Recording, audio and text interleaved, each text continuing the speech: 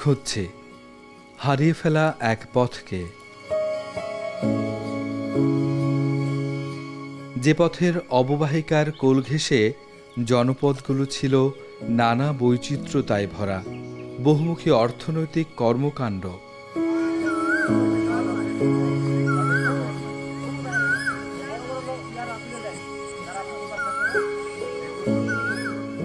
জ্যৈষ্ঠের খরতাপে তার সাথে দেখা হলো নীরবে। পুরাতনকে হারিয়ে নতুন রূপে তার চিরচেনা বহতা সেই সুর নেই প্রাণে। গ্রীষ্মের খরতাপে বুক ভরা অভিমান নিয়ে লাবণ্য শূন্যতায় লুকিয়ে আছে কচুরিপানার চাদরে।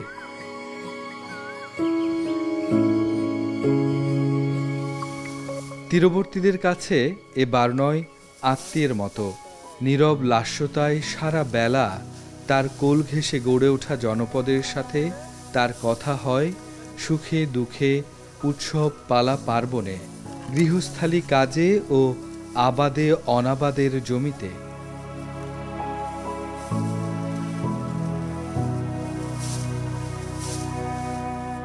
তবে এই আত্মীয়তা আর আগের মতো বহমান নেই। স্বার্থপর হয়ে উঠেছে জনপদ। আত্মীয় হয়ে ওঠার প্রতিদানে ফিরিয়ে দিয়েছে কেবলই দূষণ, দখল আর নিধন কর্মকাণ্ড। তা নিয়েই একে বেঁকে চলা পথে তীরবর্তীদের সাথে বারনয়ের চলে নিত্য বাহাস। কচুরিপানায় আবৃত এই জলধারাই বারনয়, একসময়ের খরস্রোতা স্রোতশ্রেণী এবং সঙ্গমী নদী, যে স্রোতধারায় এই অঞ্চলে বড় হয়েছিল বাণিজ্যিক রূপ। সেখানে কৃষি আর সংস্কৃতিকে পুঁজি করে এই বারনয় একই সুতোয় গেঁথেছিল হাজারো গ্রামকে। আজ তার বেহাল দশা, দখলে, দূষণে।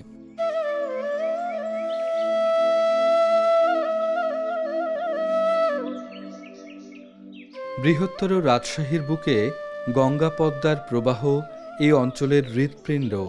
তবে বারনয় নদীর উৎপত্তি নওগাঁ জেলার আত্রাই নদী থেকে। উজানে যা প্রবাহিত হয়েছে শিব নদী নামে। এই নামে তানোর উপজেলার বিলকুমারীতে এসে একে বেঁকে অগ্রসর হয়েছে রাজশাহীর পবা উপজেলার পথে। ভাটিতে এর নাম হয়েছে বারনয়। পথে পথে পদ্মা আত্রাইয়ের নানা শাখা থেকে পানি নিয়ে 94 কিলোমিটার একে বেঁকে চলে এই প্রবাহ সপেছে নাটোরের নলডাঙ্গা, সিংড়া হয়ে চলন বিলে। পরে আবারও মিলেছে আত্রাই ও যমুনায়। আত্রাইয়ের একটা অন্যতম শাখা এটা শিব। এই শিবনদ কিন্তু প্রাচীন। এই শিবনদের ধারেই অনেক প্রত্নতাত্ত্বিক নিদর্শন রয়েছে। হ্যাঁ, পাল আমলের অনেক প্রত্নতাত্ত্বিক নিদর্শন তানোর থানা এলাকায় আছে, উপজেলা এলাকায়।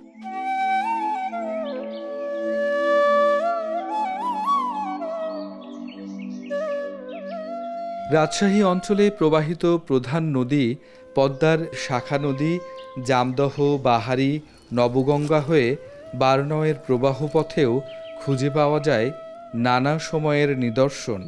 ইতিহাস বলে 1595 খ্রিস্টাব্দে মুঘল সুবাদার মানসিংহ বারনয় নদীর প্রবাহ পথ ধরে নৌবহর নিয়ে নওগাঁয় গিয়েছিলেন এ পথেই।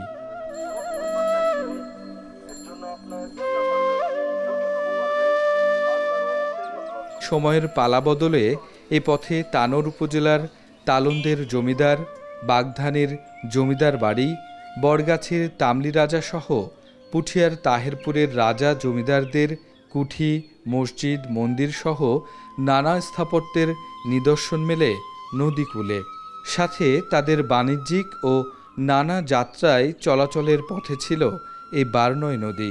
নদী তীরের প্রবীণ গ্রামবাসীরা বলছেন, নিজেদের কৈশোরেই বাবা দাদাদের থেকে শুনেছেন বারনয়ের স্বর্ণযুগের কথা। দেশ স্বাধীনের পরেও এ নদীপথে পদ্মা নদী হয়ে নওগাঁ ও আশপাশের গ্রামীণ হাটবাজারে এসেছে কলকাতা, মুর্শিদাবাদ, ফরিদপুর ও ঢাকার নৌবিহার। 80 সালের পর থেকে লঞ্চ চললো, খুব লঞ্চ চলেছে। 8-10 টাকার লঞ্চ আসতো ওই নিচ থেকে, ফরিদপুর, নোকালে, মাখালির দিক থেকে লঞ্চ ওইটা আছে, ভাড়া পাইতে পারে না। নটালিয়ে যেত, বাগদানি থেকে, চবরের থেকে, আপনার ওই তালন্দ থেকে, আর ধানের নৌকা, বড় বড় নৌকা ধান নিয়ে যেত। এই বারনয় একসময় ছিল খরস্রোতা, আর এখানকার জমিদার সামন্তরা বড় বড় নৌবহরে তাদের মাল পরিবহন করেছেন। অথচ এখন সেই বারনয়ে একটা ডিঙি নৌকাও খুঁজে পাওয়া যায়। তবে এর প্রত্যেকটি বাঁকে বাঁকে বিভিন্ন গ্রামে গ্রামে এখনও সেই চিহ্ন রয়ে গেছে হাটবাজার, যাকে ঘিরে একসময় এই বহতা বারনয় ছিল অনেক বেশি চঞ্চল।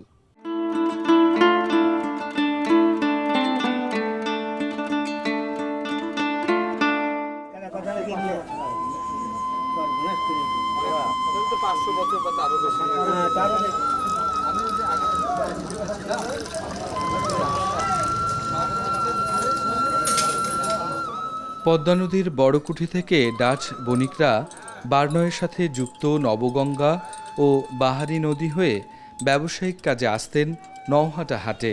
এছাড়া জমিদারদের নিয়মিত বাণিজ্যিক কাজে ধান, পান, গুড়ের হাট বসত বড়গাছি, মোহনগঞ্জ, ভবানীগঞ্জ ও তাহেরপুরে। হাটের কারণে নৌঘাটের সৃষ্টি হয়েছিল দাউকান্দি, ধোবাঘাটা সহ অসংখ্য গ্রামে।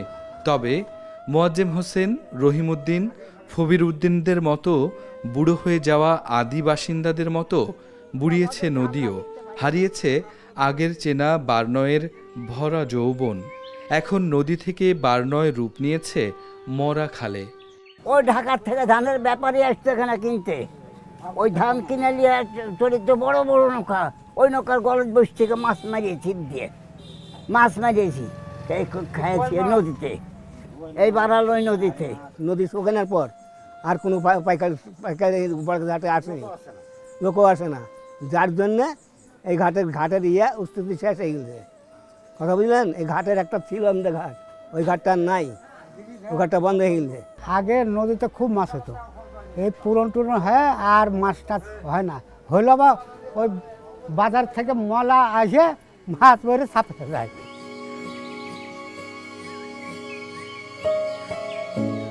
স্রোতশ্রেণী আত্রাই থেকে জন্ম নেয়া বারনয় উজান থেকে ভাটির পথে 4টি শাখা নদী থেকে পানি নিয়েছে নিজের বুকে। এর ফলে বছরের পুরোটা সময় জুড়েই পানির ধারা অব্যাহত থাকে এই নদীতে। তবে তাকে কি নদী বলা যায়? তবুও সেখান থেকেই প্রতিবেশীদের ধান পানের উৎপাদনে জমির তৃষ্ণা মেটাচ্ছে বারনয়। বারনয় নদীর এই প্রবাহ সরু হলেও বিলকুমারী ও কামারগা বিলসহ হেক্টরের পর হেক্টর জমিতে ধানের উৎপাদন বাড়াতে সহায়তা করছে। এতে করে নদীর বরেন্দ্র অঞ্চলের প্রতিবেশী কৃষকরা সহজেই ফসল ফলাতে পারছেন। তবে জলের যোগান হলেও হয় না জেলেদের জালের ফায়দা। নদী থেকে আর ওঠে না কাকচি, চাপিলা, রিঠা, শোল, পাবদা বা ফলি মাছ। হারানো সেই সুখ খুঁজে ফেরে জেলেপাড়ার ওমর আলী আর তার ভাইপো। শামুকও নাই, মাছও নাই, কিছু নাই। নদী বড় যে শহরের আবর্জনা নেমে আমাদের নদীর পানি এখন নষ্ট হয়ে গেছে। যা এই নদীতে আমাদের মাছ বলতে কিছু নাই, আমাদের চলাফেরাই ধায় হয়ে গেছে। কি করে যে চলবো? মাছ পাচ্ছেন না? মাছ কিছুই নাই। এই যে দেখছো না, পানি পচা, আবর্জনাতে লোড, পানি এত দুর্গন্ধ যে নদীর মাছ যদি একটা পাওয়া যায় তে খাওয়া যায় না। আমরা জেলে সম্প্রদায় যারা আছি তারা চলাফেরা খুব ধায় হয়ে গেছে আমাদের।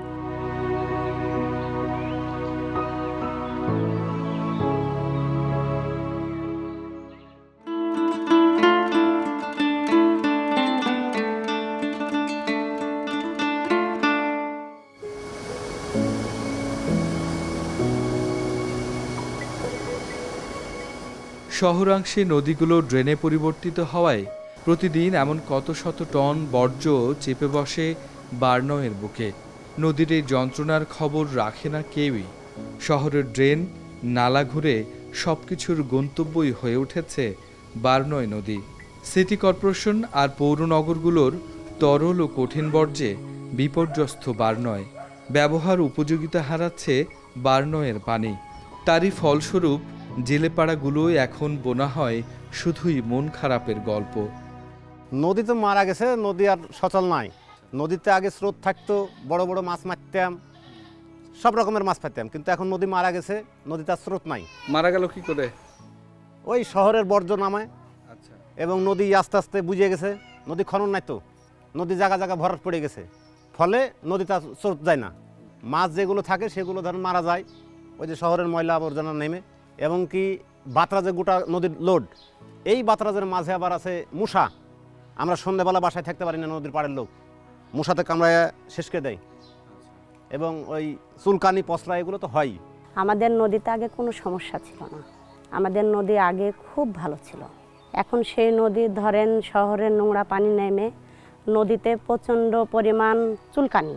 আসল কথা এটাই, আমাদের বাড়ির পানি নামানোর কোনো ব্যবস্থা নেই। আমরা গা ধুইলেও নদীত, গোসল করলেও নদীত, মানে পাটা জুতে চুবড়ায় আমরা পাড়াও জুতি ধুই, তাও নদীতে আমরা আসতে হয়। কিন্তু এখন সমস্যা বেঁধে গেছে, এখন নদীর চানও করা যায় না, কাপড়ও কাচা যায় না, খুব সমস্যা বেঁধে গেছে। এখন ঘা পচরা বাইর হয়ে যায়। বাঁধের পাশ দিয়ে বন বিভাগ গাছগাছরা লাগিয়েছে, কিন্তু খুবই অত্যন্ত পরিতাপের বিষয় এবং দুঃখের বিষয়, এই গাছগাছরাগুলো আমাদের পরিবেশ বান্ধব একটা গাছও নেই এখানে। সব আকাশমণি আছে, ইউক্যালিপটাস আছে, এসব। এনাদের মাথায় এই আকাশমণি আর ইউক্যালিপটাস কিভাবে আসলো? এরা কি জাম গাছ চেনে না? এরা কি নিম গাছ চেনে না? এরা কি ঘোড়া নিম গাছ চেনে না? এরা দেবদারু চেনে না?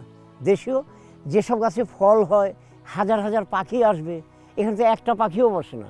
বারনই এমন একটা নদী, এর নামকরণটা বুঝুন, যে 12 মাস নাব্য যে নদী, এটা হলো বারনই। 12 মাস নাব্য, পানি কমে না এবং সচল স্রোতস্বিনী। তো এই একটা নদী হলো বারনই, সেই নদীটাকে, এবং স্বচ্ছ পানির একটা নদী। রাজশাহীর মধ্যে যে কয়টা নদী আছে তার মধ্যে একবার পরিচ্ছন্ন পানির নদী হচ্ছে 1 নম্বরে আত্রাই, 2 নম্বর হলো বারনই। তো এই বারনইটা আমরা নোংরা করে দিলাম, শহরের 30টা ওয়ার্ডের সব পানি এসে পড়ছে। প্রথমত সেই দুয়ারির ওই দিক দিয়ে নবগঙ্গা নদীর দিয়ে পড়ছে, পরে গিয়ে মহানন্দখালী বললাম, ওখানে বারাহি দিয়ে পড়ছে। এই দুটা নদী দিয়ে যত শহরের তলদূষিত বর্জ্য, আমরা যথাযথ কর্তৃপক্ষকে বারবার অনুরোধ করেছি যে এই দুটো নদীর উজানে অনেক খাস জায়গা আছে, সেই জায়গায় আপনারা অ্যাফ্লুয়েন্ট প্ল্যান্ট করুন, যাতে এই দূষিত তরল বর্জ্যগুলো পরিচ্ছন্ন করে পরিশোধন করে তারপরে বারনই আসুক। ঐতিহাসিক এ নদী নওগাঁ, রাজশাহী, নাটোরকে দিয়েছিল প্রবাহমান বাণিজ্যিক রুট। নানা সংস্কৃতি গড়ে উঠেছিল এই পাড় জুড়ে। তবু বারনইকেই কেন সহ্য করতে হয় এত অবহেলা?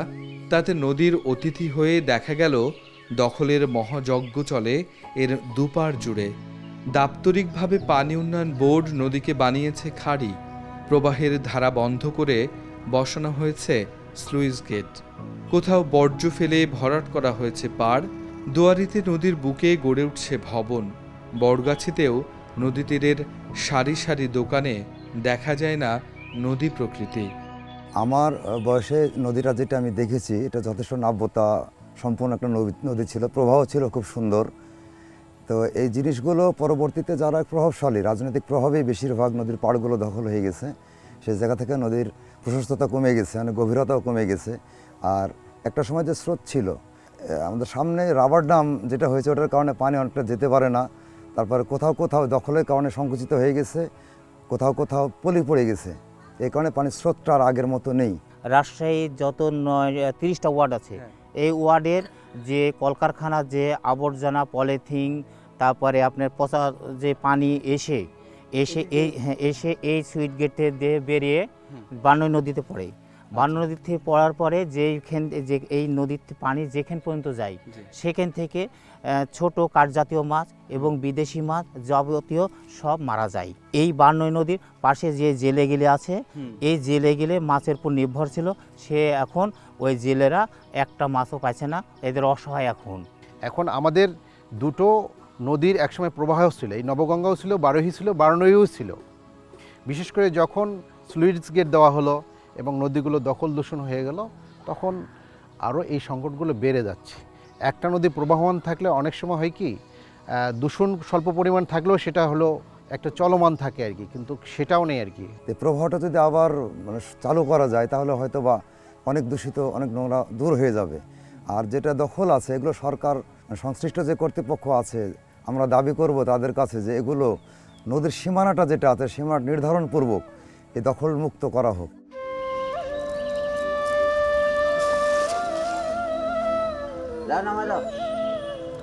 নদীকে বাঁচিয়ে রাখতে তার প্রতিবেশী কিপটেমু করলেও প্রকৃতি উদার।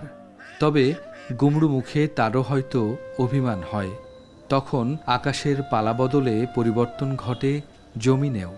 শান্ত লাস্যভঙ্গিতে চলা নদীতে গতি ফেরে। সরু রুগ্ন প্রবাহ থেকে আশপাশের খালবিল নিয়ে প্রশস্ত হতে থাকে শত শত গ্রামগঞ্জের জীবনরেখা। গ্রীষ্মে বুকের পানি দিয়ে ধানের ছড়ার উৎপাদন ঘটায়, ফলন্ত ফসলে সম্পন্ন করে তোলে গ্রীষ্মের উঠোন। আর বর্ষায় প্রাণোচ্ছল ছন্দ শুরু হয় জেলে মাঝি আর নৌপথের ব্যবহারকারীদের। তাই তো বার্নয়ের বুক থেকে উঠে এসে তার পথকে পরিচ্ছন্ন করার সময় এখন।